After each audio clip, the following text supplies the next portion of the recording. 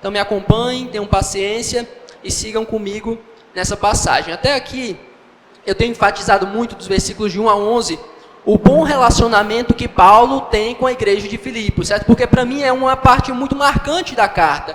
Quando eu olho o contraste com várias outras igrejas em que Paulo desce o sarrafo, em que Paulo critica, em que Paulo exorta de maneira muito pesada, e a gente encontra em Filipenses um outro tom bem mais amável, bem mais leve, bem mais carinhoso, que reflete exatamente o amor e o carinho que havia entre Paulo e aquela igreja. E isso é muito bonito, isso é muito bom. Tanto é que nas duas primeiras mensagens eu apresentei um padrão do relacionamento cristão, da amizade cristã, características do que constituem uma parceria que foi fundamentada no Evangelho. Hoje eu não vou destacar especificamente isso, mas a minha intenção é outra. Mas de uma forma ou de outra, isso que a gente já vem estudando, esse relacionamento de Paulo com a igreja de Filipos, vai servir de bagagem para a gente compreender o que eu quero trabalhar hoje dos versículos 12 ao 18, certo? Porque a gente tem falado muito sobre o amor, a afeição, o carinho, o afeto que há entre a igreja. E como a gente entende biblicamente, o amor sempre está ligado ao sofrimento. De acordo com 1 Coríntios capítulo 13, o amor tudo sofre. E a gente, na nossa experiência, sabe que o amor traz esse elemento de sofrimento. Nós amamos e, consequentemente, muitas vezes sofremos por estarmos amando. E hoje a gente vai ver um texto do capítulo 1, versículos 12 a 18, que fala um pouco sobre sofrimento e que o pano de fundo, a ideia por trás do texto expressa esse amor sofredor. Porque Paulo é um homem que sofria muito. A gente lê 1 e 2 Coríntios, a gente lê Atos e vê que Paulo sofria muito, sofria de muitas maneiras, sofria na mão de muitas pessoas, sofria emocionalmente, sofria frio, sofria naufrágio, sofria chibatada, sofria de toda maneira. E é natural que aqueles que amavam Paulo também sofressem com ele. Aquelas igrejas que tinham um bom relacionamento com o apóstolo, ao ver ele sofrendo, ao ver ele sendo preso, ao ver ele sendo espancado, ao ver ele naufragando em alto mar e sofrendo dias e dias, sofressem junto com ele. E é o que está por trás do texto que a gente vai ver hoje. Uma igreja que amava tanto Paulo, que quando ficou sabendo dos sofrimentos de Paulo, ficou muito preocupada, ficou muito angustiada, e enviou ajuda, e enviou pessoas, enviou recursos para Paulo, porque ele tinha sofrido muito. E esse sofrimento a gente acompanhou. Quem aqui veio para a escola bíblica e acompanhou a exposição de Atos dos Apóstolos? Algumas pessoas dos que estão aqui acompanharam. E ali no finalzinho, eu sei que você se lembra que Paulo é preso em Jerusalém. Paulo passa por diversos julgamentos. Ele é preso em Cesareia. E ele passa também por aquele naufrágio, que um monte de tempestade, um monte de vento pega Paulo com os que estavam no navio. O navio se despedaça todo e eles conseguem escapar todos com vida, pela graça de Deus, mas de uma forma ou de outra foi um sofrimento muito grande. E após esse sofrimento, eles pararam numa ilha e logo depois Paulo foi preso. E todas essas notícias chegaram à igreja de Filipos. Essa igreja que amava Paulo. Agora imagine esses irmãos que tanto amavam Paulo, recebendo cartas informando isso. Caraca, Paulo foi preso em Jerusalém. Paulo passou por diversos julgamentos, Paulo ficou preso em Cesareia, Paulo foi espancado muitas vezes, Paulo entrou no navio, o navio se espatifou, todos escaparam assim por pouco. Como será que Paulo chegou lá? Por quais situações ele passou? O que está acontecendo com Paulo? Hoje, quando ele está preso em Roma, depois de tudo isso, como é que ele está? Será que ele já foi julgado? Será que ele tem sofrido muito? Será que ele está muito machucado? Esse Paulo que nós tanto amamos, será que ele pelo menos ainda está vivo depois de tudo que ele passou? Era essas as perguntas que se passavam na igreja de Filipos. Era essa a discussão dos irmãos antes do culto. Paulo que pregou, que fundou a igreja aqui. Como é que ele está, meus irmãos, lá em Roma? Vamos enviar alguém, vamos mandar alguém para buscá-lo. E foi quando chegou essa carta e essas respostas para esses irmãos que tanto aguardavam Paulo. E a gente vai ver mais ou menos um parecer de Paulo sobre tudo que aconteceu. Ele mostrando para a igreja como ele está, depois de tudo isso que ele passou. A gente vai ver o foco de Paulo, qual era o foco de Paulo, mesmo tendo sofrido tudo isso. O tema da nossa mensagem é esse: o que importa é o Evangelho. Vamos ler Filipenses 1, do 12 ao 18. Vai dizer assim a palavra de Deus. Quero ainda, irmãos, cientificar-vos de que as coisas que me aconteceram têm antes contribuído para o progresso do Evangelho, de maneira que as minhas cadeias em Cristo se tornaram conhecidas de toda a guarda pretoriana e de todos os demais. E a maioria dos irmãos, estimulados no Senhor por minhas algemas, ousam falar com mais desassombro a palavra de Deus. Alguns, efetivamente, proclamam a Cristo por inveja e porfia. Outros, porém, o fazem de boa vontade, estes por amor, sabendo que estou incumbido da defesa do Evangelho. Aqueles, contudo, pregam a Cristo por discórdia, insinceramente julgando suscitar tribulação às minhas cadeias. Todavia, que importa? Uma vez que Cristo, de qualquer modo, está sendo pregado, quer por pretexto, quer por verdade, também com isso me regozijo. Sim, sempre me regozijarei. Vamos orar mais uma vez. Senhor amado, bendito, nós nos colocamos diante do Senhor, pedindo a Tua graça nessa noite, que o Senhor nos abençoe. Nos dá direção para que ouçamos atentamente a Tua voz, que o Teu povo, ó Deus, se coloque de maneira reverente, pronto para Te adorar, ouvindo a Tua palavra. Fala ao coração da Tua igreja, Pai. A Tua palavra é o poder do Senhor. A Tua palavra despede chamas de fogo, a Tua palavra abala o deserto, e a Tua palavra transformou os nossos corações, ó Deus, e nessa noite vem fazer assim. Vem moldar, vem santificar, vem confrontar, vem humilhar o Teu povo da maneira que Te agrada. Usa-me apenas como um canal, um instrumento em Tuas mãos para promover a Tua glória. Que tudo que eu diga contribua única e exclusivamente para o louvor da Tua glória e para a edificação do Teu povo. Ajuda-me, ó Deus, me dá graça, e que só o Teu nome seja exaltado nessa noite, no nome de Jesus. Amém. Onde foi que eu deixei meu telefone?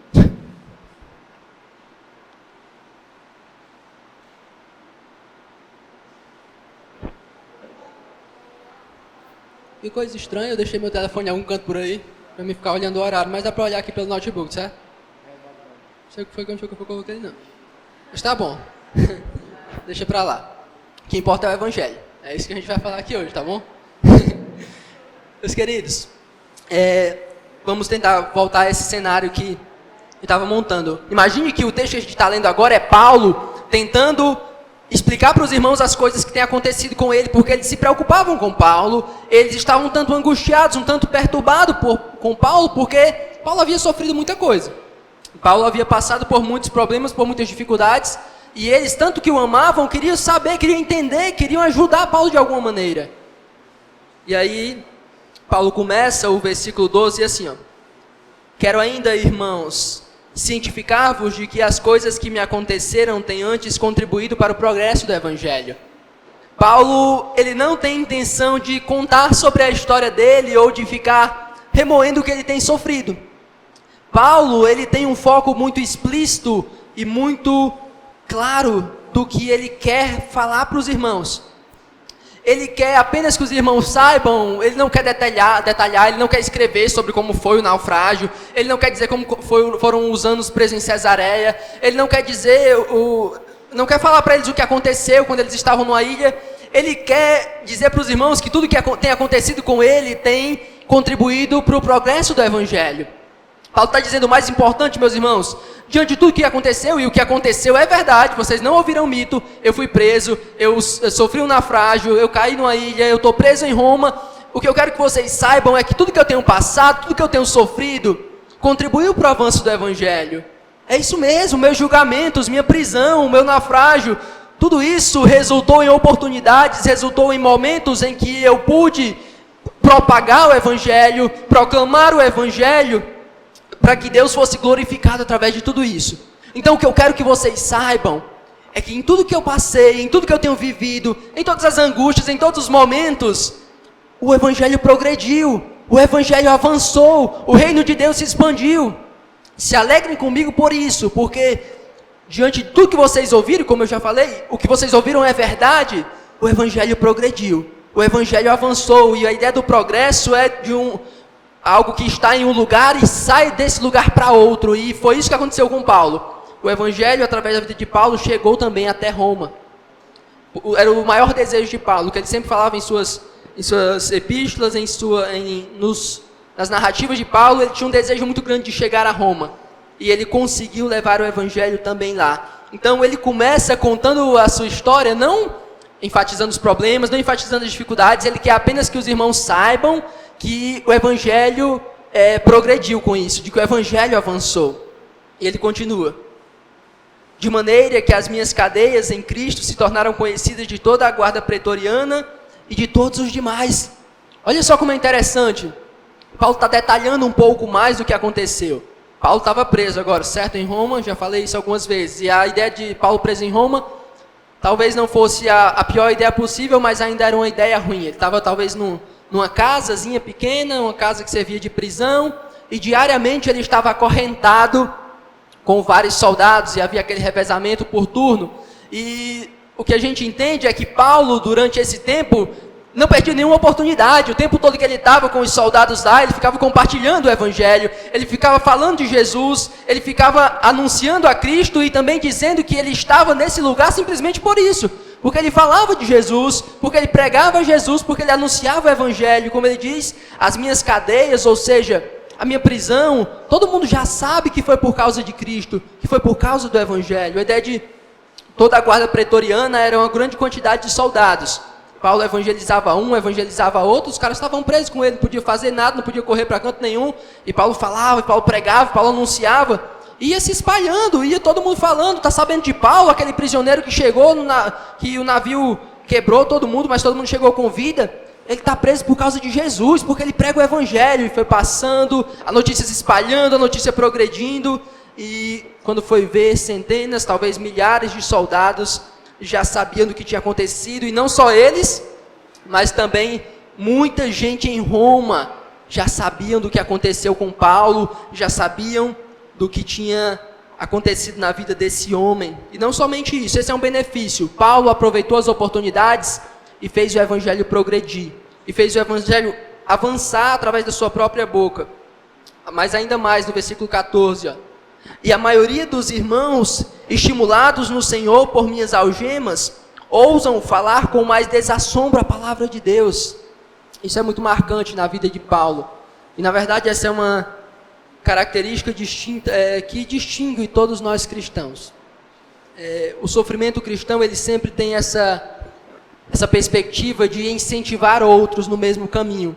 E Paulo está dizendo, olha, eu passei por muitos sofrimentos, eu passei por muitas provações, e o evangelho progrediu nisso tudo, o evangelho chegou ao palácio, o evangelho chegou aos guardas, muita gente em Roma já foi tomado por esse evangelho, o nome de Deus tem se expandido, e não apenas isso, muitos irmãos que antes não estavam motivados, muitos irmãos que antes não estavam encorajados, quando me viram passar por tudo isso, me viram pregar o evangelho mesmo nessa situação, foram encorajados, foram motivados, e agora eles não têm mais medo, agora eles não vivem mais angustiados, agora eles não vivem mais tão preocupados, porque eles viram o que Deus fez na minha vida, e viram o que Deus tem feito em toda essa região. E o testemunho de Paulo foi encorajando, e o testemunho de Paulo foi incentivando, o testemunho de Paulo foi motivando muitos irmãos a pregar o evangelho, a palavra de Deus com mais coragem, com mais ousadia, com mais intrepidez. Olha só essas vantagens do que aconteceu com Paulo. Foi doloroso, foi angustiante, a gente vai ver mais na frente, quando eu falar das aplicações, como isso se relaciona conosco. Mas são muitos benefícios. O evangelho se expande, o evangelho progride, o evangelho avança, muitos irmãos ficam mais motivados, encorajados e pregam ainda mais, e o evangelho começa a tomar a capital do império. Mas esse texto não fala apenas de coisas boas, esse texto também fala de algumas coisas ruins. E é o que a gente vê a partir do versículo 15, olha só. Alguns, efetivamente, proclamam a Cristo por inveja e porfia. Outros, porém, o fazem de boa vontade. 16. Estes, por amor, sabendo que estou incumbido da defesa do Evangelho. Aqueles, contudo, pregam a Cristo por discórdia, insinceramente julgando suscitar tribulação às minhas cadeias. Olha o que Paulo está dizendo. Paulo falou do avanço do evangelho através da vida dele, através da pregação dele, através do sofrimento dele. E ele falou que isso também teve um efeito muito positivo, porque pessoas que antes não estavam com coragem, não tinham ousadia, agora estão pregando o evangelho. Olha que maravilhoso, olha como isso é bom. O testemunho de Paulo encorajou pessoas a pregar o evangelho fielmente. O testemunho de Paulo incentivou pessoas a saírem da sua zona de conforto e pregar também o evangelho com coragem, com disposição. Mas agora Paulo fala de outro tipo de pessoas. Pessoas que proclamam a Cristo por inveja e porfia. E como ele diz também no versículo 17, pregam por discórdia e insinceramente, julgando suscitar tribulação às minhas cadeias. Só um esclarecimento aqui. Eu não acredito que aqui são falsos mestres, porque Paulo não parece dar nenhum detalhe sobre heresia ou algo dessa natureza. Então esse texto não fala sobre falsos mestres, parecem falar mesmo sobre cristãos daquela região de Roma que, ao verem Paulo sendo preso, começaram a falar mal de Paulo. Começaram mais ou menos assim a discussão deles, ó. Ficou sabendo do Paulo que chegou aí? Cara besta, né, mano? Cara tão inflexível. Chegou e está preso. Eu creio que isso é juízo de Deus sobre a vida dele. Aquele cara não pode ser um pregador da verdade. Aquele homem ali não é um pregador do evangelho real, não. E eles ficavam batendo em Paulo, criticando Paulo, falando mal de Paulo. Ao mesmo tempo que pregavam também o evangelho, Paulo diz, olha, tem muita gente que está surfando nessa onda aí, depois que eu comecei a pregar o evangelho aqui, mas eles não estão fazendo isso com as motivações corretas. Eles estão pregando a Cristo por rivalidade, por um desejo de crescer, de ser maior, e eles ficam o tempo todo tentando me fazer sofrer mais. Julgando suscitar tribulação às minhas cadeias. Havia naquela região de Roma pessoas que criticavam Paulo, que ofendiam Paulo, que diziam que Deus estava punindo Paulo enquanto ele estava preso, porque ele não era um homem fiel ao evangelho, ou não era um homem que temia a Deus realmente. Então havia dois grupos, esses que ele define como pessoas que pregavam com rivalidade, por inveja, e aqueles também do versículo 16, estes por amor, sabendo que estou incumbido da defesa do evangelho. Havia pessoas que também confiavam em Paulo, que amavam a mensagem, que amavam a Jesus, e pregavam não só a verdade, mas pregavam também com amor e com sinceridade. Que pregavam de boa vontade, e não simplesmente para aparecer, não simplesmente para querer criticar Paulo e subir em cima do nome de Paulo. Observe como Paulo trouxe vantagens, trazendo o evangelho para aquele lugar, pregando com fidelidade, mas também despertou a inveja e a rivalidade de muitas pessoas. Então haviam grupos distintos naquele lugar, todos aparentemente, pelo que se percebe, são cristãos, todos não são hereges, não são falsos mestres, todos eles pregam a Cristo, mas alguns têm boas motivações e alguns têm motivações erradas. Como Paulo responde a isso? O que Paulo vai dizer sobre essas pessoas que pregam de maneira correta, mas com motivações erradas? Olha o que Paulo fala sobre eles. No versículo 18. Todavia, que importa? Uma vez que Cristo de qualquer modo está sendo pregado, quer por pretexto, quer por verdade, também com isso me regozijo, sim, sempre me regozijarei. A reação de Paulo é interessante, talvez um pouco surpreendente, a gente talvez esperasse que ele fosse dar uma exortação pesada àquelas pessoas, mas Paulo percebe que não é o momento, ou não, ele não tem condições suficientes para combater aquelas pessoas. E como eles estão pregando a verdade, Paulo simplesmente diz, que importa? Cristo está sendo pregado, eu não posso fazer nada, porque essa galera está com motivação errada, eu não vou me preocupar, porque eles estão falando mal de mim, eu não vou me preocupar, porque eles estão me criticando, estão sujando minha reputação, eles estão pregando o evangelho, então tudo bem, eu não vou me importar, o que importa é que Cristo está sendo pregado, e eu me alegro por isso. Claro que eu fico um pouco triste, porque essa galera está com motivação errada, estão falando mal de mim, mas no fim das contas, o evangelho está sendo pregado. E aqui não vá confundir achando que é aquela ideia que muita gente defende hoje herege desse jeito. Não é o que importa se ele está falando, se ele está mentindo, ele está ganhando almas. Não é isso, é o contrário. Paulo não se importou com a sua reputação, Paulo não se importou com o seu nome. Paulo disse, o evangelho genuíno está sendo pregado, então eu não me importo com o que estão falando de mim. Eles estão pregando a verdade, eles estão pregando a Cristo, e eu não me importo com o que eles estão falando ao meu respeito. Então não é aquele discurso de que ele mente, mas ganha almas. Pelo contrário, ele fala mal de mim, mas ele está pregando a verdade, então eu não posso fazer nada a respeito disso.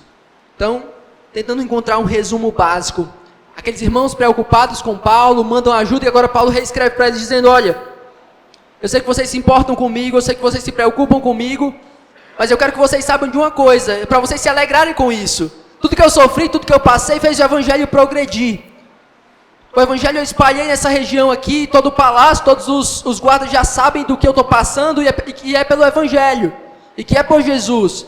E não só isso, muitos irmãos estão mais firmes, mais encorajados, mais motivados a pregar o evangelho, então se alegrem por isso. É claro que tem algumas pessoas que não estão fazendo da forma correta, estão com motivações erradas, estão falando mal de mim, estão pregando para tentar criar disputas. Tem aqueles que fazem o bem, que pregam com amor, com boa vontade, com satisfação, com contentamento, mas tem aqueles que pregam com motivações erradas.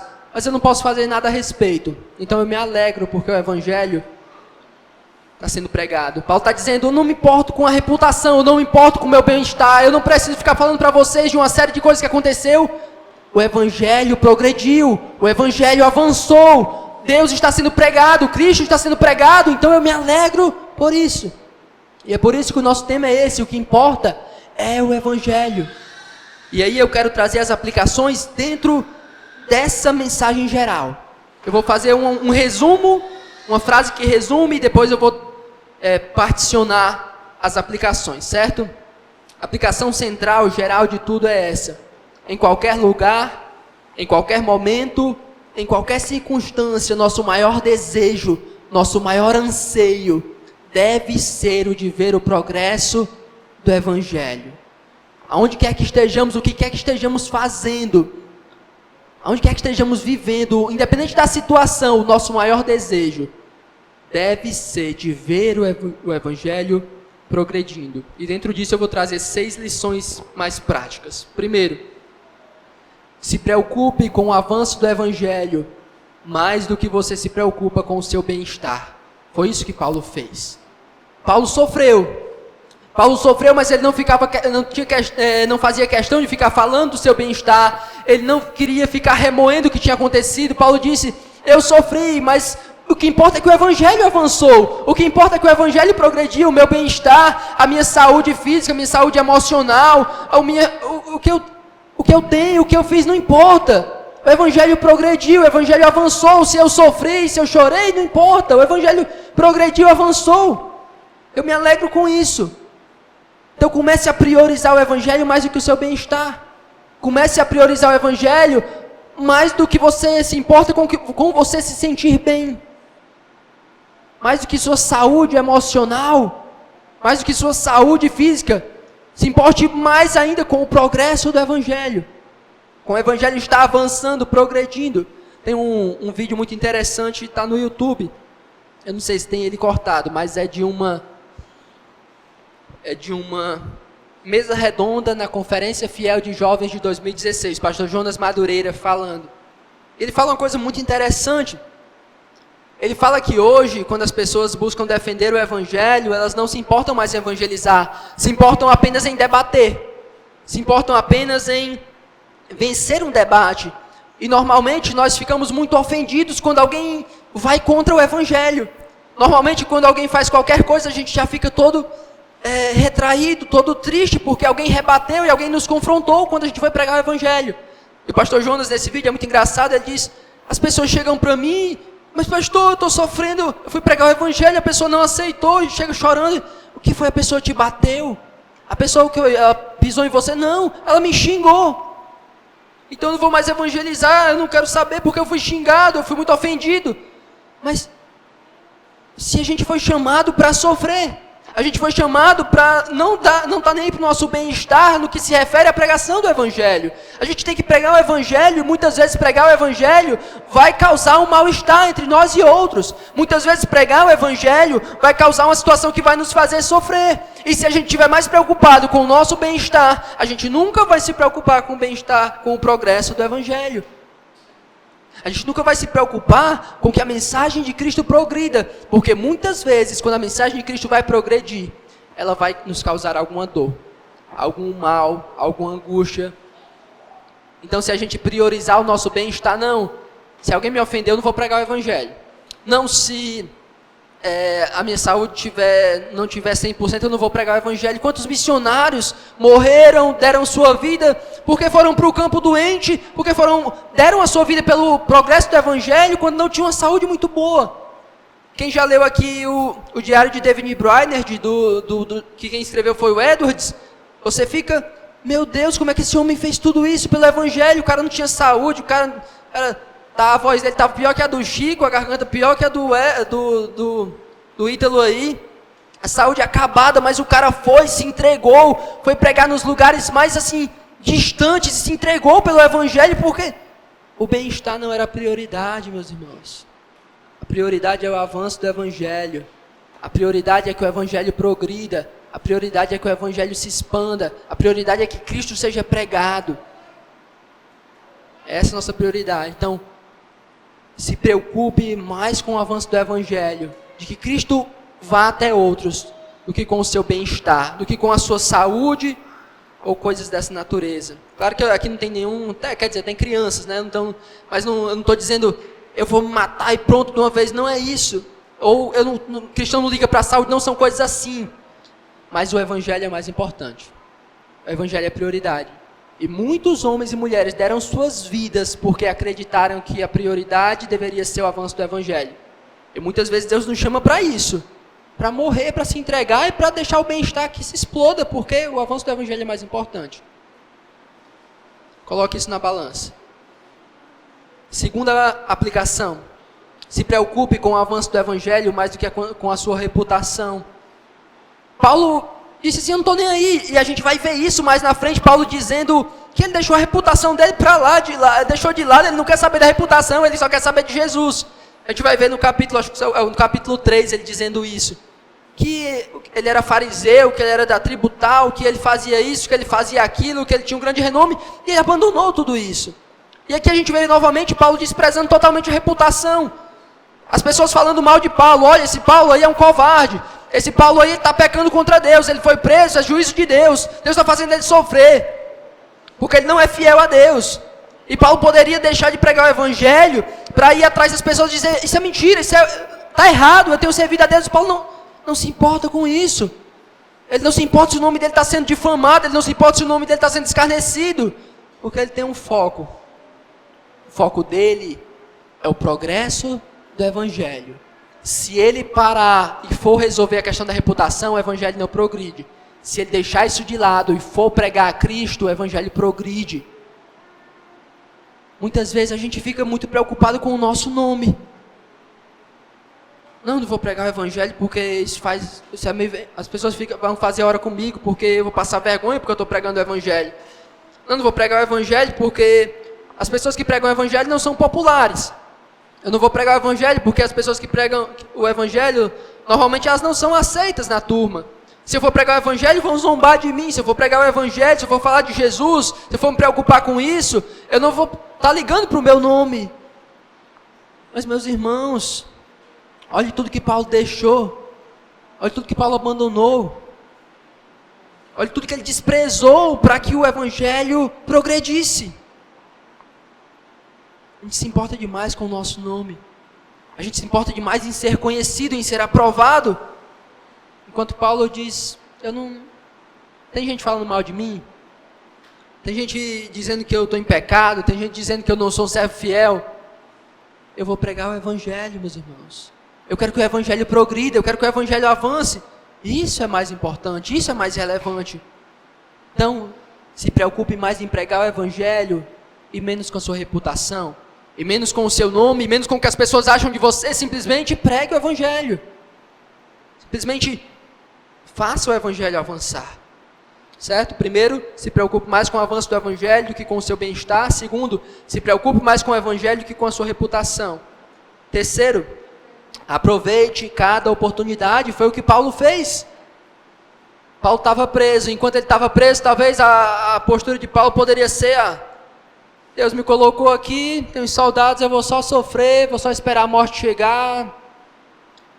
Não quero saber de mais nada, não. Cada momento que tinha um guarda lá era Paulo pregando, era Paulo anunciando. Cada momento onde ele estava era no navio, enquanto o navio estava se despedaçando, o navio se quebrando ao meio. E Paulo falando de Cristo. E quando ele chega na ilha de Malta, ele também leva o evangelho àquele lugar. E quando ele chega a Roma, ele prega o evangelho. E quando os soldados estão acorrentados com ele, ele prega o evangelho. E quando ele tem alguma oportunidade de sair, ele prega o evangelho. E ele prega sempre, sempre. E cada oportunidade que ele tem de ver alguém que não foi alcançado pelo evangelho, ele volta a falar de Jesus. Ele volta a pregar o evangelho, porque ele entende que cada oportunidade é uma bênção que Deus está lhe dando para compartilhar o evangelho com alguém. Aproveite as oportunidades que lhes são dadas, meus irmãos. Eu acho que isso é algo que tende a confrontar todos os nossos corações, porque nenhum de nós talvez estejamos aproveitando isso como deveria. A gente perde muitas oportunidades. A gente encontra muitas pessoas que não conhecem a Cristo, muitas pessoas que não conhecem a Deus, e ali está de bandeja para a gente pregar o Evangelho. E a gente simplesmente se torna indiferente. A gente simplesmente deixa passar. A gente simplesmente acha que vai ter outra oportunidade. A gente simplesmente acha que vai chegar outro alguém e pregar para ela. E a gente acaba perdendo a oportunidade que Deus nos deu. Quando o correto seria cada oportunidade que Deus nos coloca. No ônibus, no trabalho, na escola, numa fila do banco, onde quer que estejamos, aproveitar para pregar o evangelho para alguém, para falar de Jesus para alguém. Paulo aproveitava cada oportunidade para pregar a Jesus. Aproveite as oportunidades que Deus tem lhe dado para pregar o Evangelho. Aplicação 4. Deixe Deus usar seu sofrimento como testemunho. Essa oração, naquela música dos Arrais, né? Que o sofrimento dele sirva de testemunho. E deve ser também a nossa oração. Não que sejamos isentos do sofrimento, mas que o nosso sofrimento seja testemunho para outros. Foi isso que aconteceu com Paulo. Ele diz no versículo 14, a maioria dos irmãos, estimulados no Senhor por minhas algemas, ousam falar com mais desassombro a palavra de Deus. Paulo está dizendo, eu sofri, eu passei por dificuldades, eu estou preso, mas muitos irmãos ao me verem preso, ficaram mais motivados para pregar o Evangelho, ficaram mais encorajados, foram influenciados para pregar o Evangelho. Então deixe que quando Deus estiver te fazendo sofrer, quando você estiver passando por dificuldades, encare aquilo como uma oportunidade de, através da sua fidelidade, através da sua atitude de honrar a Deus no sofrimento, outras pessoas olhem para você e vejam o quanto você teme a Deus. Para que outras pessoas, quando passarem pelo sofrimento, elas também possam confiar e serem fiéis a Deus como você. Para que outras pessoas que não conhecem a Deus, quando verem você sendo fiel no sofrimento, entendam o que Deus faz na tua vida. Não simplesmente Deus me livra do sofrimento, não simplesmente Deus tira essa dor agora, mas Deus, eu estou sofrendo e eu não sei o que o Senhor quer mostrar, mas que nisso que eu estou passando, que a minha fidelidade ao Senhor leve outros a confiar em Ti. Que a maneira como eu estou sofrendo, que a maneira como está doendo, mas eu tenho permanecido com o Senhor, motive outros a olharem para Ti. Que a maneira como eu continuo pregando, como eu continuo servindo, levem outros a pregar e a servir da mesma forma. Que Deus use nosso sofrimento, nossa angústia, nossa dor, para impactar a vida de outros, assim como Paulo, que sofria, que era preso, que era escarnecido, mas que em tudo isso pessoas olhavam para Paulo e diziam, esse homem ama a Deus, esse homem serve a Deus, eu vou pregar e eu vou viver como ele. Que pessoas olhem para nós e vejam isso também. Quinta aplicação. Se alegre ao ver o avanço do Evangelho. Se alegre ao ver o Evangelho encontrando outros pecadores. Se você tem que priorizar o avanço do Evangelho sobre o seu bem-estar, sobre a sua reputação, outra parte importante é você se alegrar ao ver o Evangelho chegando na vida de outros. Se alegre ao ver pessoas sendo encontradas pelo Evangelho. Eu falei sobre isso em algumas outras vezes aqui, mais especificamente sobre, nesse texto de Filipenses, no comecinho, sobre você se alegrar ao ver Deus trabalhando e fazendo outras pessoas crescerem na fé cristã. Se tem uma coisa triste, absurda, dentro de uma igreja, A gente vê o evangelho alcançando pessoas e pessoas no canto da igreja falando, olha, talvez isso nem seja de Deus, talvez essa pessoa nem tenha se convertido de verdade, talvez isso tudo é hipocrisia. Olha, essa pessoa nunca prestou, vai querer prestar agora dentro da igreja, mas não. Paulo, no versículo 18, diz, olha, quer que o evangelho esteja sendo pregado por pretexto, quer por sendo verdade, se a pessoa é hipócrita, eu não sei, mas o evangelho está sendo pregado. Se ele está sendo pregado, eu vou me alegrar. Se ele está sendo pregado, eu vou me regozijar, eu vou ficar feliz, eu vou louvar a Deus, porque o evangelho de Cristo está sendo pregado. Todas as vezes que você vê alguém pregando o evangelho fielmente, todas as vezes que você vê alguém crendo em Jesus, entregando sua vida a Jesus, se alegre por isso, se alegre pelo avanço, pelo progresso, pela expansão do evangelho. Não seja indiferente, não seja incrédulo quanto a isso. Última aplicação. Dentro desse texto, esteja sempre sondando as suas motivações. Pessoas podem fazer coisas certas com motivações erradas. Pessoas podem fazer coisas boas com motivações erradas. Pessoas podem ter atitudes corretas com motivações erradas. Então a aplicação aqui não é para fora, para outras pessoas, é para nós. Não para nós sondarmos as motivações de outros, mas para sondarmos as nossas motivações. Porque aquelas pessoas, elas pregavam a Jesus, elas anunciavam o evangelho, mas elas faziam com as motivações erradas. Por que você serve a Deus? Por que você prega? Por que você canta? Por que você vem à igreja? Por que você anuncia Jesus? Por que você faz tudo isso? Obediência, sinceridade diante de Deus, ou para se mostrar melhor e maior que outros? Você fala de Jesus para que outros te vejam e te aplaudam? Você fala de Jesus para que você se mostre superior a outros? Ou você fala de Jesus porque você ama a mensagem e ama a Jesus? Você toca, você canta, porque você entende que é um privilégio servir a Deus, porque você entende que é um privilégio conduzir o povo de Deus, porque você entende que Deus é glorificado nisso, ou porque você, através desse louvor, você recebe alguma glória.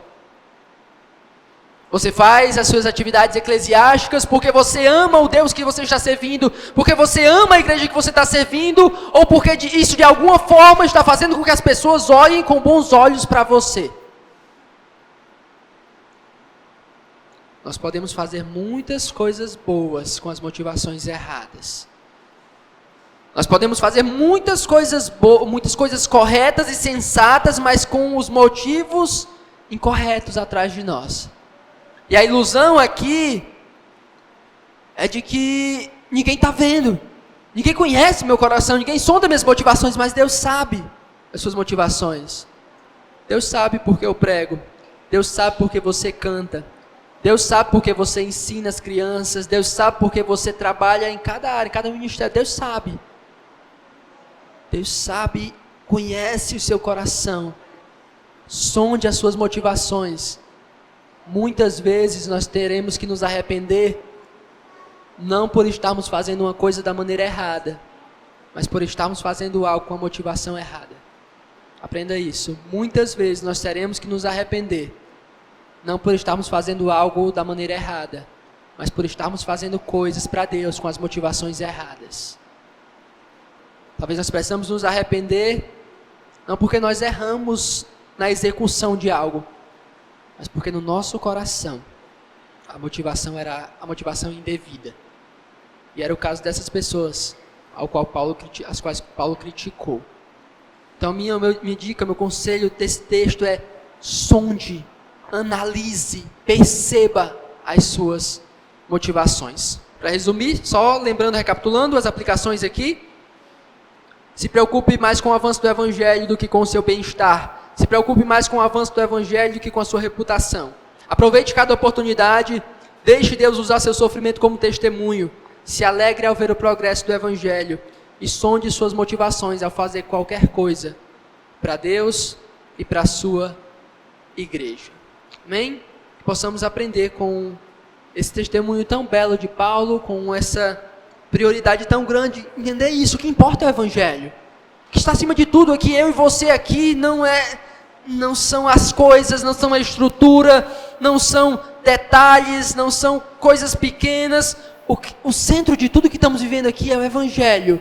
É a mensagem de que em Cristo Deus está reconciliando consigo o mundo. É isso que você tem que pregar. É isso que você tem que anunciar. É isso que deve ser o centro da sua vida. É isso que deve ser o centro da sua vida, a sua maior alegria, o seu maior prazer. É esse Evangelho. O que importa é o Evangelho. Vamos orar.